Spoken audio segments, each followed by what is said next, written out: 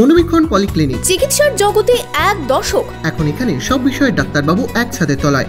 Phone করুন 7477999515 এই নম্বরে। লোকসভা ভোটের আগে 25,000 চাকরি বাতিল নিয়ে সরগরম রাজ্য রাজনীতিও। হাইকোর্টের নির্দেশে চাকরি বাতিল নিয়ে মুখ্যমন্ত্রী মমতা বন্দ্যোপাধ্যায়কে দুষছে বিরোধীরা। সোমবার এসএসসি মামলার রায় ঘোষণা করেছে কলকাতা হাইকোর্টের বিচারপতি দেবাংশু বসাক এবং বিচারপতি মোহাম্মদ সাব্বার রশিদের ডিভিশন বেঞ্চ। 2016 সালের সম্পূর্ণ নিয়োগ প্রক্রিয়া বাতিল করে দেওয়া হয়েছে। এর ফলে বাতিল হয়ে গিয়েছে 25,753 জনের চাকরি। কেন বাতিল চাকরি, এই নিয়ে মুখ্যমন্ত্রীকে নিশানা করেছেন সিপিএম রাজ্য সম্পাদক মোহাম্মদ সেলিম। চাকরি গেল কেন? কারণ স্কুল সার্ভিস কমিশন সমস্ত অন্যায়টা করেছে মুখ্যমন্ত্রীর নির্দেশে, শিক্ষা দপ্তরের নির্দেশনায়। হাইকোর্টে যখন যাওয়া হয়েছে চাকরি প্রার্থীদের তরফ থেকে, বামপন্থী আইনজীবীরা যখন গিয়েছেন, মমতা ব্যানার্জি হাইকোর্টকে দোষী সাব্যস্ত করার চেষ্টা করেছেন। আইনজীবীদের যারা নিজের ক্লায়েন্টের মক্কেল নিয়ে লড়ছে তাদেরকে ভিলেন বানানোর চেষ্টা করেছেন। আজকের রায়ে প্রথম কথা হয়েছে এইসব মামলা সুযোগে নিয়োগ বন্ধ করা যাবে না, অথচ মুখ্যমন্ত্রী বছর পর বছর এমএসসি এবং এসএসসি নিয়োগ বন্ধ শুরু করেনি। এমএসসি তো তুলে দিয়েছেন Madras service commission. I blame squarely chief মিনিস্টারকে, শিক্ষা দপ্তরও নয়। কারণ এই গোটা পরিকল্পনা করা হয়েছে নবান্ন থেকে এবং কালীঘাট থেকে, রূপায়িত করা হয়েছে তৃণমূলের দপ্তর থেকে। দুর্ভাগ্য, যাদের চাকরি গেল তাদেরকে বলা হচ্ছে টাকা ফেরত দাও। স্বাভাবিক যদি বেআইনি হয় নিয়োগ, কিন্তু এদের অনেকেই আইনি পথে চাকরি পেতেন, আসলে ডকুমেন্টস দেয়নি, নিজেদের যেতে ফেসে যাবে কার রেকমেন্ডেশনে কে দিয়েছে। কারণ পার্থ চ্যাটার্জি বলেছে মুখ্যমন্ত্রীর কাছ থেকে লিস্টে আসতো, ভাইপোর কাছ থেকে লিস্টে আসতো, তাহলে পিসি ভাইপো বাঁচার জন্য এদের চাকরি গেল। অন্তত এদের মধ্যে যারা যোগ্য আছে এবং ঠিকঠাক পরীক্ষা দিয়েছে, যাদের ওএমআর সিটে পরীক্ষা উত্তরপত্র ছিল, প্যানেল হয়েছিল ঠিক মতো, তাই তো চাকরি যেত না। সে লিস্টে তো চাওয়া হয়েছিল, দেয়নি।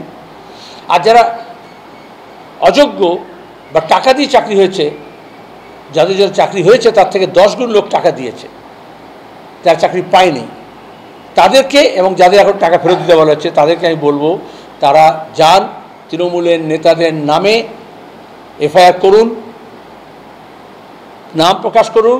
আমাদের দিন ছাত্র যুব আন্দোলন এবং এই শিক্ষার্থী যারা আছে, পরীক্ষার্থী যারা আছে, যারা চাকরিপ্রার্থী আছে, তারা গিয়ে তাদের ঘর ঘেরাও করবে। একই সুর শোনা গিয়েছে প্রদেশ কংগ্রেসের সভাপতি অধীর চৌধুরীর গলাতেও। কোর্টের ব্যাপার, বিচারপতির রায়কে তো আমি কিছু বলতে পারি না। কোর্টের ব্যাপার, আমরা চাই কেউ বঞ্চিত না হোক, আমরা চাই যা হবে স্বচ্ছভাবে হোক। তো স্বাভাবিক কোর্ট যেখানে সিদ্ধান্ত নেয় সেখানে আমাদের কোনো মন্তব্য চলতে পারে না। যদি মনে করে কেউ কোর্টের বিচারে সন্তুষ্ট নয়, তাহলে উচ্চতর আদালতে যাবে। সবাই জানে দুর্নীতি মানে এই সরকার, তৃণমূল মানে দুর্নীতি, দুর্নীতি মানে তৃণমূল। দুর্নীতি আর তৃণমূল মিলেমিশে একাকার হয়ে গেছে। দুর্নীতি আর তৃণমূল মিলেমিশে একাকার। গোটা দলটা দাঁড়িয়ে আছে দুর্নীতির উপরে। আপনি দুর্নীতি ছাড়া বাংলায় আর কোনো আলোচনা শুনছেন? বাংলায় শিল্প নিয়ে আলোচনা হয়, স্বাস্থ্য নিয়ে, শিক্ষা নিয়ে, রোজগার নিয়ে কোথাও কোনো আলোচনা হয়? আলোচনা হয় দুর্নীতি নিয়ে। এটা কোন রাজ্যে বাস করছি আমরা, যেখানে সকাল থেকে রাত পর্যন্ত দুর্নীতি ছাড়া কোনো আলোচনা নেই? এদিন রায়গঞ্জের সভা থেকে যদিও এই রায়কে বেআইনি তকমা দিয়েছেন মুখ্যমন্ত্রী মমতা বন্দ্যোপাধ্যায়।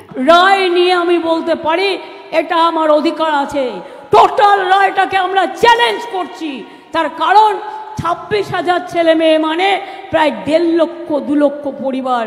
বলছে কিনা 8 বছর তারা চাকরি করেছে, 4 সপ্তাহের মধ্যে সব টাকা ফেরত দিতে হবে। Is it possible?